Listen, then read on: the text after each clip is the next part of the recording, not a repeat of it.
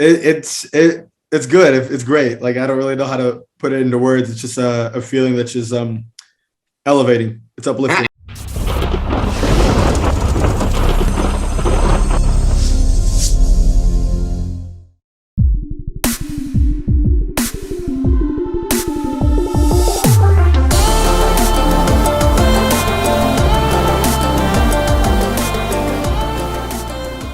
We did one session last October. Is that right?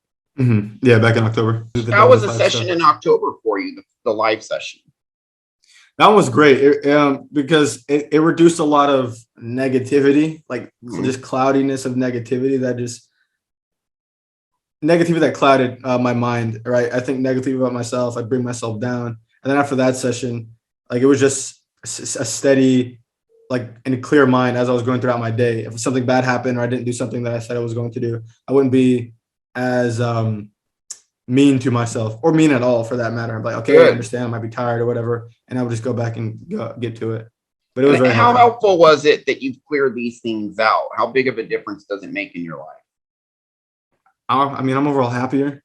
I mean, I have overall clear sense of clarity on like what I'm supposed to do. I'm actually able to do it. I'm not procrastinating on certain things. So overall, it's just been beneficial. And then I have this new thing out, Dive to the Five. I've had self-hypnosis audios out for a while, but you went to the Inner Game Summit at the beginning of this month, March 2022. And I explained the Dive to the Five process to connect to your trauma more so you can clear more out with the self-hypnosis. So how has that worked for you? What did you clear?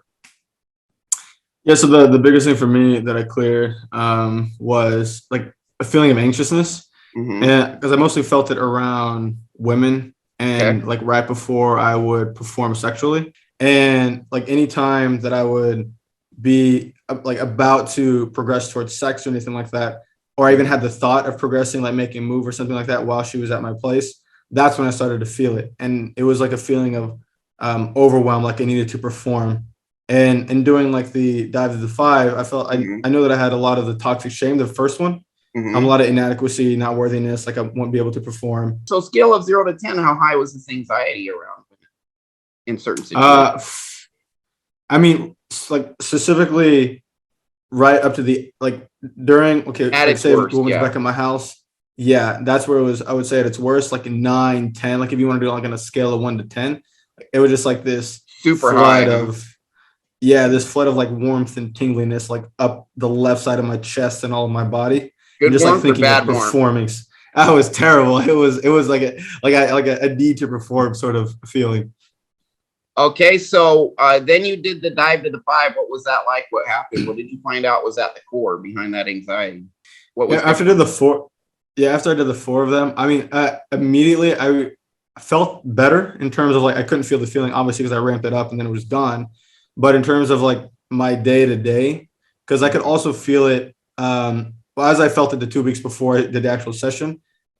I tried to experiment and like I also felt it in terms of like wanting to approach a girl, and if I thought like anything sexual in terms of her, it would also trigger it. And so after I cleared it away, like I see a girl, I'm like I'm sexually attracted to her, and I think the thoughts about her, it doesn't trigger it, or it's like I know I emailed you about this as well. It's like an empty feeling, like it wants to be, or like it's almost empty. It's like there's nothing there, or is there a blockage there, or what's it like? It's like there's nothing there. I expect it to be triggered, but then it doesn't. I'm like, oh, okay, this is nice. Like I'm usually anxious by this point. So, and how long have you struggled with that? Since I came into like this community and everything for like 2 years on a conscious level that I actually struggle with it. Yeah, but it's really been there for your whole life. Am I right? For my whole life, yeah. Like 7 or 6 is when I first went going into the actual Dive to 5, and the actual hypnosis when the memories came all the way back to when it first got triggered. You feel that's a temporary effect, or does it seem permanent, or do you know?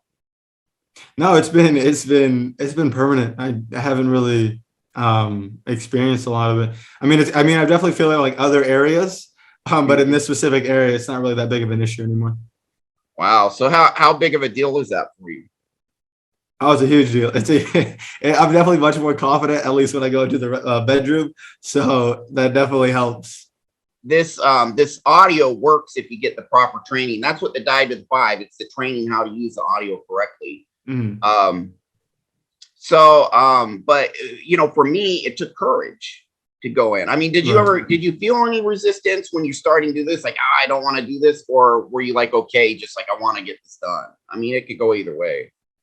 I just wanted to get it out. Oh, cool. I've seen your work before, done some of the sessions, and found you about a year ago, and so I've been following since.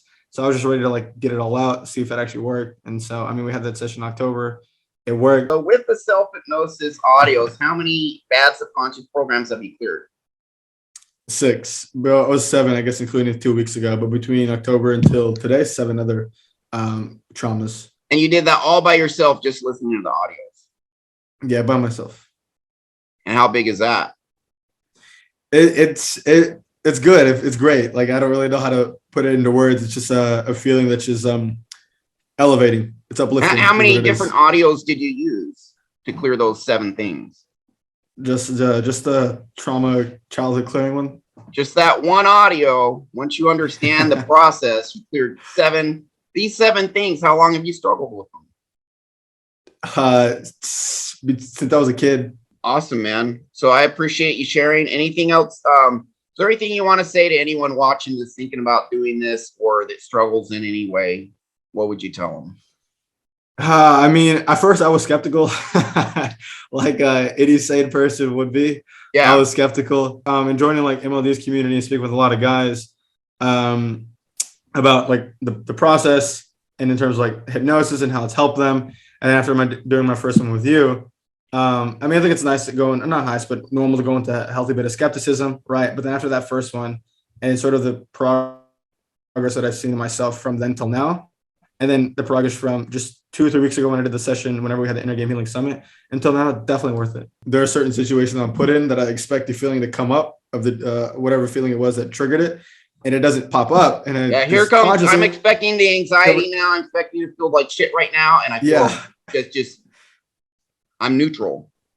Yeah, I'm neutral, and then that elevates my emotion because I'm like, oh, it feels more freeing. Like I can go after what I want now.